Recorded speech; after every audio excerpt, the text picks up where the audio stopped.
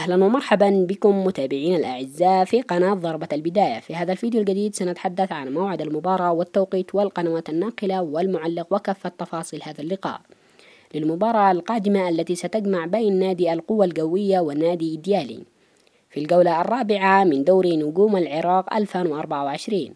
قبل أن نبدأ لا تنسى الإعجاب بالفيديو والاشتراك في القناة وتفعيل جرس التنبيهات ليصلك كل ما يخص نادي القوة الجوية أولا بأول، وشاركنا توقعاتك في الأسفل من سيفوز في هذا اللقاء.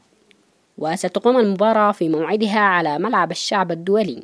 وأما القنوات الناقلة التي ستنقل المباراة هي قناة العراقية الرياضية، وسيكون المعلق لهذا اللقاء علي لفتة، وقناة الكاس الرابعة بتعليق مصطفى العلواني. ويمكنكم مشاهدة هذا اللقاء على تطبيق الأسطورة سبورت وتطبيق ياسين تيفي. والمباراة ستقام بتاريخ السبت الموافق 2024 شهر 10 يوم 26 في تمام الساعة 7:45 مساء بتوقيت العراق والأردن وقطر والسعودية والكويت. وبهذا نكون قد انتهينا من تفاصيل هذا اللقاء، ونلقاكم بالفيديو القادم، والسلام عليكم ورحمة الله.